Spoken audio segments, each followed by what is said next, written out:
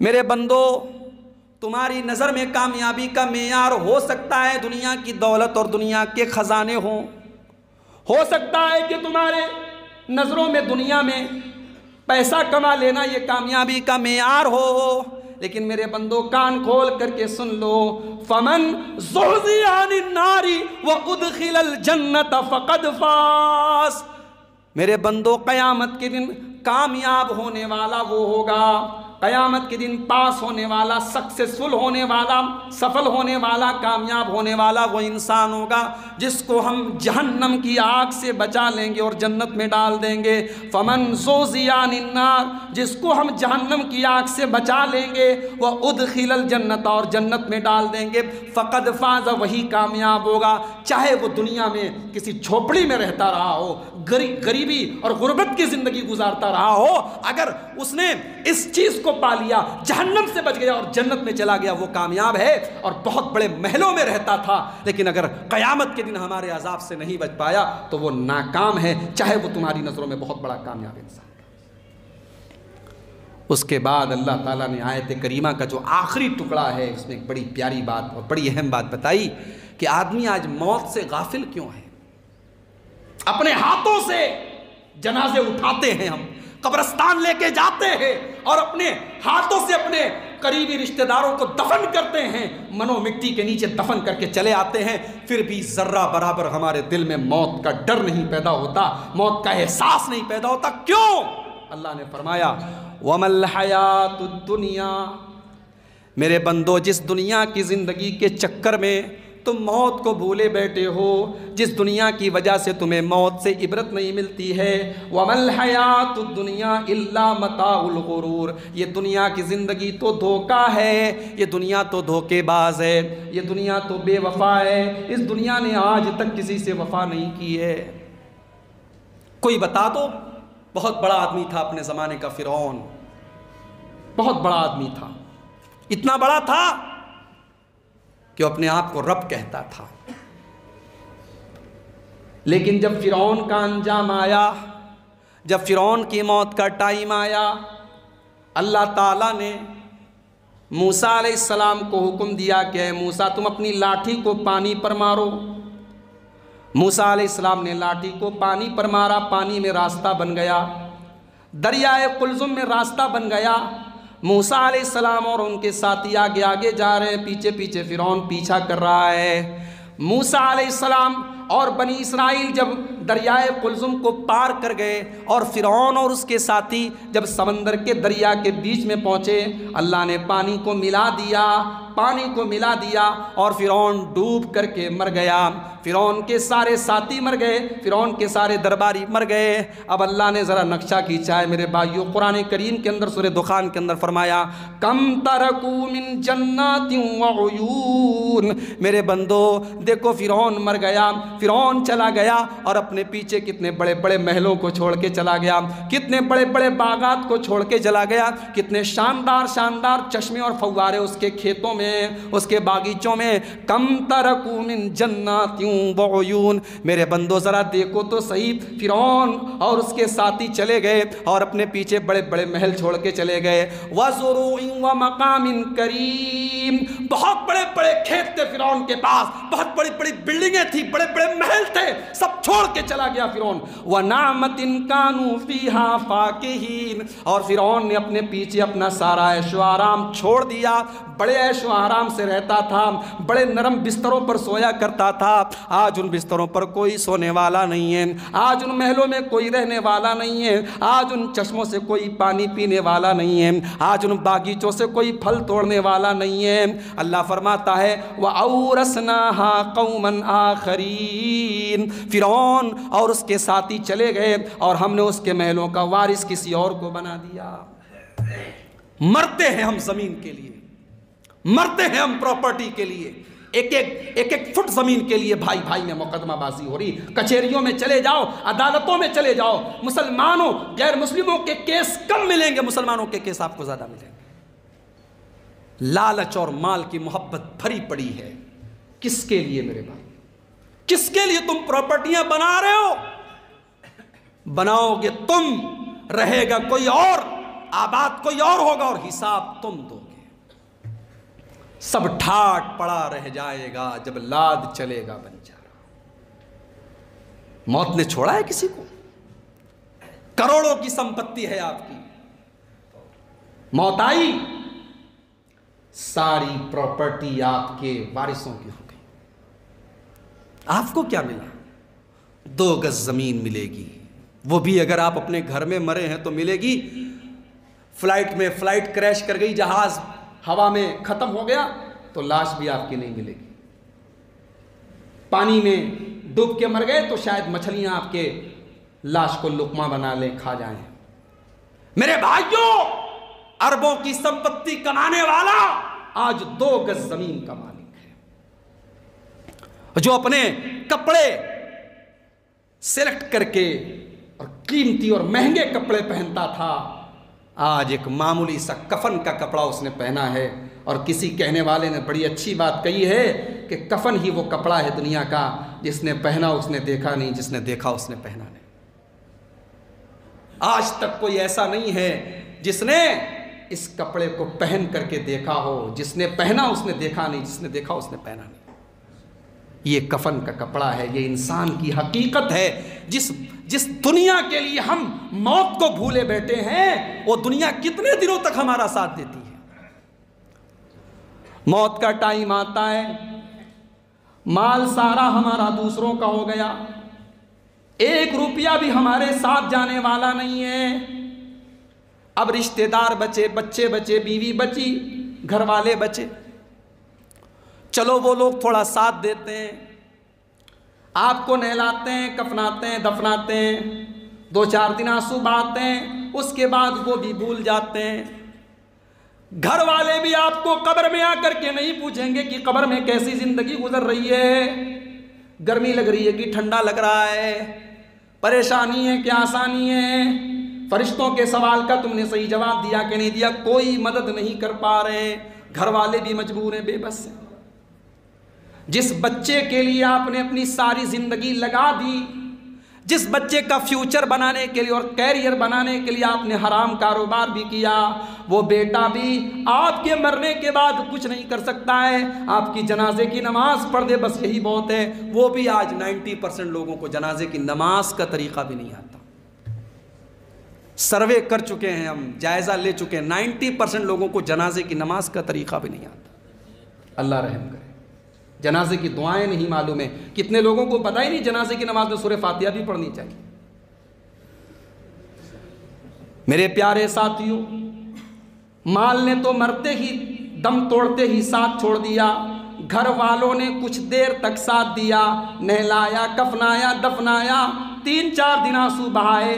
آپ کی بیوی نے 4 مہینہ 10 دن عدت گزار لی، اس کے بعد وہ بھی بھول گئے. اب ذرا غور کرو قرآن کریم کے ان الفاظ پر، وَمَا الْحَيَاةُ الدُّنْيَا إِلَّا مَتَاعُ الْغُرُورِ. میرے بندو، جس دنیا کے چکر میں تم موت کو بھولے بیٹھے ہو، یہ دنیا تو دھوکے باز ہے، تمہیں دھوکہ دے دیتی ہے. بڑی خوشبو کے بڑے شوقین تھے آپ. مولوی صاحب لیجئے، یہ سعودی عرب سے عطر لایا ہوں، اوریجنل خس ہے، اوریجنل عود ہے، اوریجنل فلاں ہے، فلاں ہے، فلاں ہے. اوریجنل عطر لگاتے ہم لوگ، اور مر گئے تو اسی باڈی سے اوریجنل بدبو آتی ہے. اور ایسی بدبو آتی ہے جانور کے مرنے پر اتنی خطرناک بدبو نہیں آتی. اگر انسان کی لاش کو آپ 2-3 دن تک کہیں رکھ دیں تو پورا محلہ اس کی مہک سے، اس کی سڑان سے، اس کی بدبو سے پورا محلہ بھر جائے. ایسی مہک ہوتی ہے انسان کے اندر. بہت محبت کرتی ہے آپ کی بیوی، بہت محبت کرتے ہیں آپ کے بچے، مگر بہت لیٹ کریں گے. 20-22 گھنٹے آپ کی باڈی کو رکھا جائے گا. گرمی کا موسم ہے تو اس سے بھی جلدی آپ کو دفن کر دیا جائے. کوئی آپ کو گھر میں رکھنے کے لیے تیار نہیں. نہانے جاتے تھے آپ، بڑا قیمتی صابن آپ لگاتے تھے، بڑا قیمتی شیمپو لگاتے تھے، بڑا قیمتی فیس واش اپنے چہرے پر لگا کر کے چہرے کو صاف کیا کرتے تھے. جاڑے کی کریم الگ لگاتے تھے، گرمی کی کریم الگ لگاتے تھے. باڈی کو موئسچرائز کرنے کے لیے موئسچرائزر الگ لگاتے تھے. میری پیاری ماں بہنوں، آپ سے تو کیا کہوں، آپ کی تو ساری زندگی سجنے اور سنورنے میں ہی گزرتی ہے. غور کرو، موت کا ٹائم آیا ہے، آپ کو نہلایا جا رہا ہے، آپ سے یہ بھی نہیں پوچھا جا رہا ہے کون سا صابن آپ کو چاہیے، کون سا شیمپو آپ کو چاہیے۔ آج آپ اپنی مرضی سے نہیں نہائیں گے، آپ کو نہلانے والے طے کریں گے کیسے نہلایا جائے گا۔ نہلایا جا رہا ہے آپ کو، آپ یہ بھی نہیں کہہ سکتے پانی زیادہ گرم ہے ٹھنڈا کر دو۔ بے بسی دیکھو انسان کی، کتنا مجبور ہے انسان۔ آج تک کبھی کسی کے سامنے کپڑا نہیں اتارا تھا، باتھ روم بند کر کے نہاتا تھا، آج اس کو دوسرے اس کے بدن سے کپڑا اتار کر کے نہلا رہے ہیں۔ نہلا دیا گیا، سفید کپڑوں میں کفنا دیا گیا۔ ہاں دنیا میں بہت قیمتی کپڑے پہنا کرتا تھا، آج ایک معمولی سوتی کپڑے میں کفنایا جا رہا ہے۔ کفنانے کے بعد 4 لوگ اپنے کندھوں پر اس کا جنازہ لے کر کے جا رہے ہیں۔ کل تک جو انسان اپنی 4 ویلر سے، اپنی کار سے جایا کرتا تھا، سفر کیا کرتا تھا، جس کی کار جب علاقے سے گزرتی تھی، علاقے کے لوگ سمجھ جاتے تھے فلاں سیٹھ جی کی گاڑی جا رہی ہے، فلاں صاحب کی گاڑی جا رہی ہے۔ آج سیٹھ جی دوسروں کے کندھے پر سوار ہو کر کے جنازہ ان کا جا رہا ہے۔ آج اس لائق بھی نہیں ہے کہ اپنی قبر میں، اپنے ٹھکانے پر قیامت تک جہاں رہنا ہے اس گھر میں وہ اپنے پیروں سے چل کر کے جا سکیں، آج دوسروں کے سہارے جا رہے ہیں۔ قبر میں اتار دیا گیا، گھر والوں نے مٹی دے دی اور مٹی دے کر کے ہاتھ جھاڑ کر کے چلے گئے کہ یہاں تک ہم نے آپ کا ساتھ دے دیا، اب آپ جانیں اور آپ کے اعمال جانیں۔ میرے پیارے ساتھیو، وَمَا الْحَيَاةُ الدُّنْيَا إِلَّا مَتَاعُ الْغُرُورِ، دنیا تو دھوکے باز ہے۔ جس دنیا کے چکر میں تم حرام کاروبار کر رہے ہو، جس دنیا کے چکر میں تم نماز چھوڑ رہے ہو، جس دنیا کے چکر میں تم موت کو بھولے بیٹھے ہو، اللہ فرما رہا ہے وہ دنیا تو دھوکے باز ہے۔ موت ایک ایسا موضوع ہے میرے بھائیوں، میں بولتا رہوں آپ سنتے رہے، نہ آیتیں ختم ہوگی نہ حدیثیں ختم ہوگی۔ ایک ایسا موضوع ہے جس پر آج ہم سب کو بولنے کی اور سننے کی ضرورت ہے۔ انسان کے لیے سب سے بہترین نصیحت موت ہے۔ 1 گھنٹے 2 گھنٹے کی تقریروں سے وہ سبق نہیں مل سکتا جو موت سے آپ کو مل سکتا ہے۔ اسی لیے اللہ کے نبی فرماتے ہیں کفا بالموت واعظن، موت سے بڑا کوئی واعظ نہیں ہے، موت سے بڑا کوئی مقرر نہیں ہے، موت سے بڑا کوئی نصیحت کرنے والا نہیں ہے۔ موت جتنی بڑی نصیحت ہے کوئی اور چیز نہیں ہے۔ اسی لیے اللہ کے نبی کے صحابہ موت کو یاد کیا کرتے تھے۔ حضرت ابو درداء انصاری رضی اللہ تعالیٰ عنہ اکثر قبرستان پر بیٹھے رہتے تھے۔ کسی نے پوچھا کہ ابو درداء کیا بات ہے آپ قبرستان آ کے بیٹھے رہتے ہیں؟ کہا کہ ہاں میں یہاں اس لیے آ کر کے بیٹھتا ہوں، یذکروننی معادی، یہ لوگ مجھے میری آخرت یاد دلاتے ہیں۔ اللہ اکبر، میں قبرستان آتا ہوں، ان مردوں کو دیکھتا ہوں تو مجھے میری آخرت یاد آتی ہے، میرا ٹھکانہ یاد آتا ہے، اور میں یہاں اس لیے بھی آتا ہوں کہ وہم لا یغتابوننی، میرے جانے کے بعد یہ لوگ میری غیبت نہیں کرتے۔ دنیا والے غیبت کرتے ہیں، منہ پر بڑی تعریف کریں گے عبدالغفار صاحب بہت اچھے ہیں، اور پیٹھ پیچھے غیبت کریں گے۔ دنیا میں غیبت لوگ کرتے ہیں، یہ وہ جگہ ہے جہاں کوئی غیبت نہیں کرے گا، یہاں گھنٹوں بیٹھا رہوں گا کوئی غیبت کرنے والا نہیں۔ صحابہ موت سے عبرت حاصل کرتے تھے، اور آج ہم، اللہ ہم پر رحم فرمائے، آج ہمارے دل اتنے سخت ہو گئے۔ اور جب دل سخت ہوتا ہے تو قرآن نے ایک جملہ استعمال کیا ہے قرآن میں اللہ تعالیٰ نے کہ پتھر بھی اتنا کٹھور نہیں ہوتا ہے جتنا دل ہو جاتا ہے۔ ثم قست قلوبکم من بعد ذلک فہی کالحجارۃ او اشد قسوا، پاپ کرتے کرتے اور اللہ کی نافرمانی کرتے کرتے تمہارے دل اتنے سخت ہو گئے کہ پتھروں سے بھی زیادہ کٹھور ہو گئے، پتھروں سے بھی زیادہ سخت ہو گئے۔ پتھر بھی کچھ ایسے ہوتے ہیں ان کے اوپر پانی ڈالا جائے تو پتھر کے اندر سے بھی پتھر بھی رسنے لگتا ہے، اس میں سے پانی نکلنے لگتا ہے، لیکن انسان کا دل جب سخت ہو جائے تو پتھر بھی پھیل ہے اس کے آگے۔ اتنا کٹھور دل ہو چکا ہے ہمارا کہ قبرستان جا کر کے بھی ہمیں موت یاد نہیں آتی ہے. قبرستان جا کر کے بھی ہم ہنسی مذاق کرتے ہیں، وہاں چٹکلے سناتے ہیں، لطیفے سناتے ہیں، موبائل پر ویڈیو دیکھتے ہیں. قبرستان جا کر کے اور مردوں کو دفنانے اور کفنانے کے ٹائم بھی ہمیں موت یاد نہیں آتی. ابن ماجہ کی روایت ہے، اللہ کے نبی ایک انصاری صحابی کے جنازے میں شامل ہیں. صحابی کے جنازے کو قبر میں اتارا جا رہا ہے. اللہ کے نبی قبر کے کنارے بیٹھے ہوئے ہیں، آپ کے صحابہ بھی آپ کے آس پاس بیٹھے ہوئے ہیں. اچانک اللہ کے نبی قبر کو دیکھتے دیکھتے رونے لگتے ہیں، اور اتنا روتے ہیں حتی بلّا سراہو، جہاں پر اللہ کے نبی بیٹھے ہوئے تھے آپ کی آنکھوں سے نکلنے والے آنسوؤں سے وہاں کی زمین بھیگ جاتی ہے، زمین تر ہو جاتی ہے.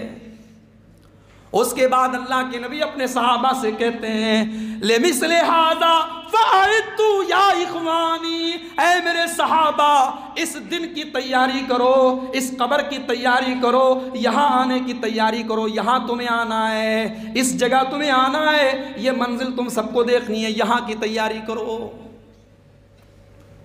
اللہ کے پیارے نبی فرماتے ہیں ما رأیت منظرا افظع من القبر، میں نے قبر کے عذاب سے خطرناک کوئی منظر نہیں دیکھا ہے. قبر کے اندر جتنا خطرناک منظر ہوتا ہے میں نے اس سے خطرناک منظر اپنی زندگی میں نہیں دیکھا ہے. میرے پیارے بھائیو، وہ منظر ایک دن ہمیں اور آپ کو بھی دیکھنا ہے. اور جس دن موت آئے گی اللہ کی قسم اس کے بعد آپ کو مہلت نہیں ملے گی. مہلت بس اسی دنیا تک ہے. مرنے کے بعد آپ اللہ تعالیٰ سے دعا کریں گے، تمنا کریں گے کہ اللہ ایک دن اور مل جائے. کس لیے؟ لڑکی کی شادی کر دوں؟ کس لیے دکان تھوڑی اور بڑھا لوں؟ مکان ادھورا ہے پورا کر لوں؟ نہیں. آئیے ذرا رب کے قرآن سے پوچھتے ہیں کہ مرنے کے ٹائم، موت کے ٹائم انسان مہلت کیوں مانگے گا؟ قرآن مجید کا 18واں پارہ اٹھاؤ، سورہ مومنون کی آیت. اللہ فرماتا ہے حتی اذا جاء احدهم الموت قال رب ارجعون، جب موت آئے گی تو بندہ کہے گا اے اللہ مجھے دوبارہ دنیا میں جانے کی مہلت دے دے، مجھے ایک چانس اور دے دے، ایک موقع اور دے دے. کس لیے؟ پراپرٹی بنا لوں، شادی کر لوں؟ کیا کرنے کے لیے؟ لعلی اعمل صالحا، اے اللہ تاکہ میں نیک عمل کر لوں، میں صالح عمل کر لوں، میں تجھے راضی کر لوں، تجھے خوش کر لوں. بس ایک موقع اور دے دے. اللہ کی طرف سے آواز آئے گی کلا انہا کلمۃ ھو قائلھا. میرے بندے، ہمارا اصول ہے، ہمارا قاعدہ ہے، ہمارا قانون ہے، موت آ گئی اب دوبارہ تمہیں زندگی نہیں ملے گی، اب دوبارہ چانس نہیں ملے گا. تمہیں اپنی زبان سے یہ بات جتنی بار بھی کہنا ہے تم کہتے رہو، بولنا ہے بولتے رہو، تمہاری یہ تمنا کبھی پوری نہیں ہوگی. وَمِن وَرَائِهِمْ بَرْزَخٌ إِلَىٰ يَوْمِ يُبْعَثُونَ، اب قیامت تک تمہیں برزخ میں رہنا ہے. یہ برزخ کا مطلب بھی سمجھ لیجیے. برزخ کس کو کہتے ہیں؟ برزخ کا مطلب ہوتا ہے آڑ، دیوار، بیریئر.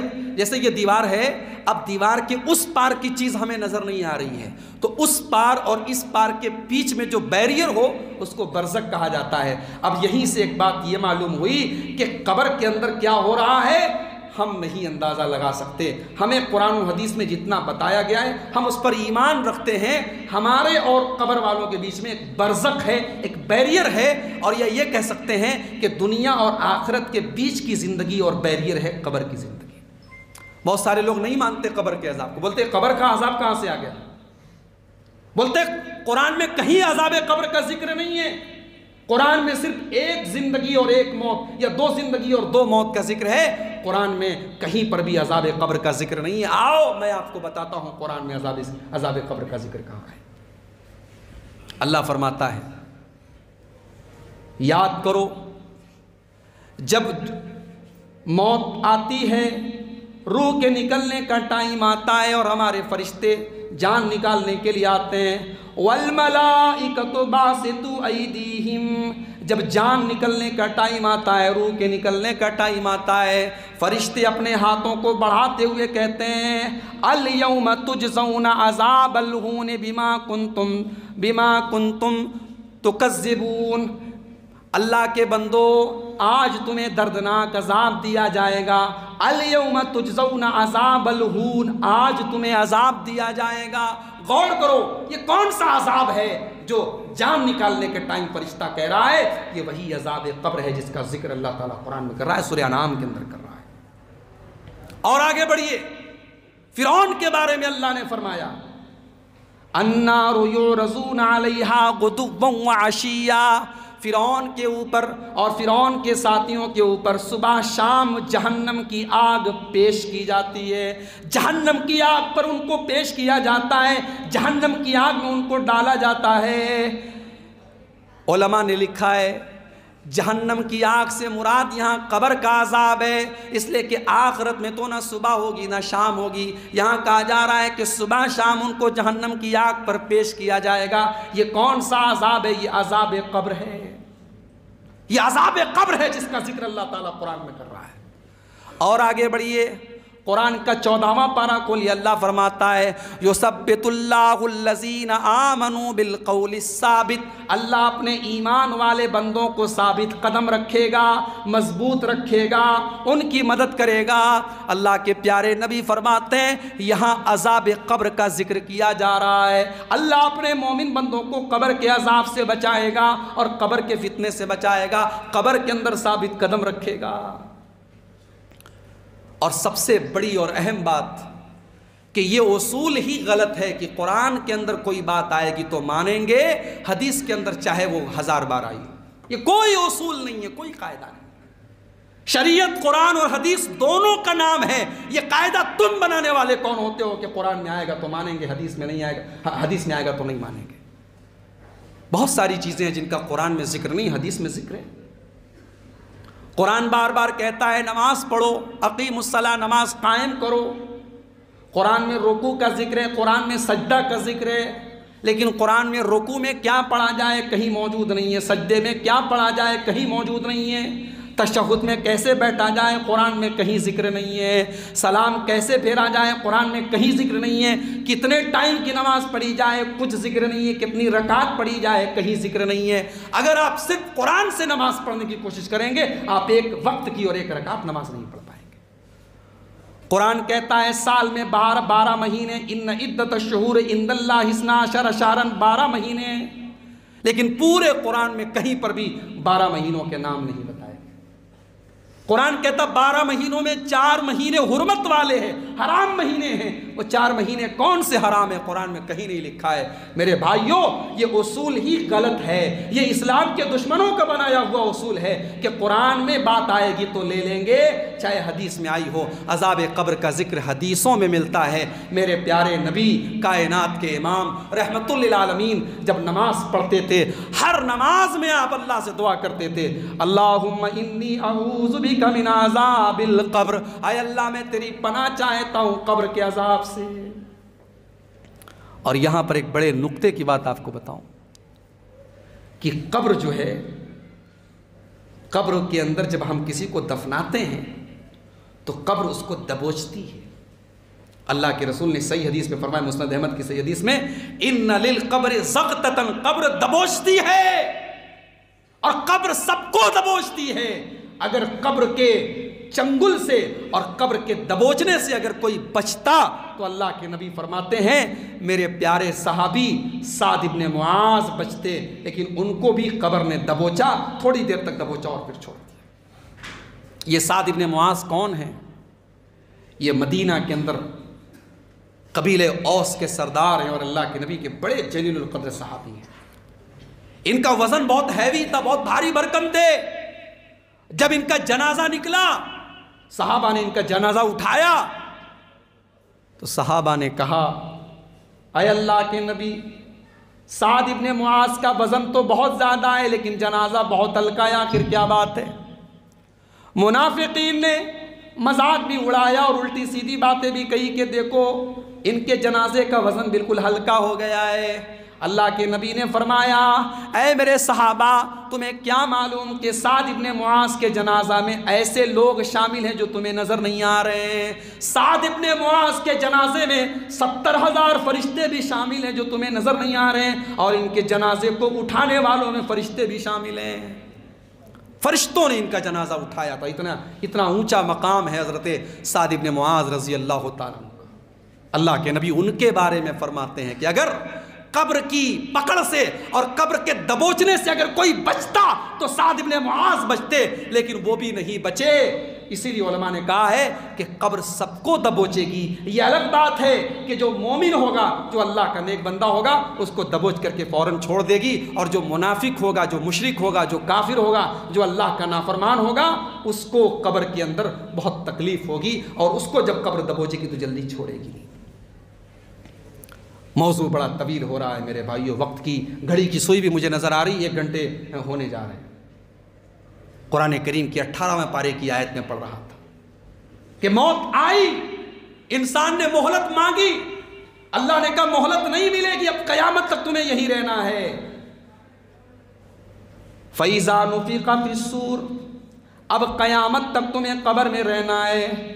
اور جب قیامت کا دن آئے گا اور اسرافیل علیہ السلام سور پھونکیں گے, فَلَا أَنْسَابَ بَيْنَهُمْ يَوْمَئِذٍ وَلَا يَتَسَاءَلُونَ, تو قیامت کے دن کوئی رشتہ داری تمہارے کام نہیں آئے گی اور کوئی کسی کا پرسان حال نہیں ہوگا.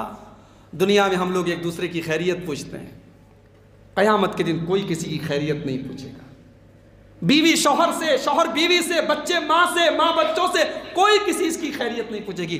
کوئی رشتہ کام نہیں آئے گا, کوئی حسب نسب کام نہیں آئے گا. فَمَن ثَقُلَتْ مَوَازِينُهُ, جس کی نیکیوں کا پلڑا قیامت کے دن بھاری ہوگا, فَأُولَئِكَ هُمُ الْمُفْلِحُونَ, وہی لوگ کامیاب ہوں گے. وَمَنْ خَفَّتْ مَوَازِينُهُ, اور جس کی نیکیوں کا پلڑا ہلکا پڑے گا, فَأُولَئِكَ الَّذِينَ خَسِرُوا أَنفُسَهُمْ, اللہ فرماتا ہے وہ جہنم میں جائیں گے اور جہنم میں پڑے رہیں گے. میری ماں و بہنوں, اب ذرا اگلی آیت کے اوپر غور کرو. اللہ کیا فرما رہا ہے؟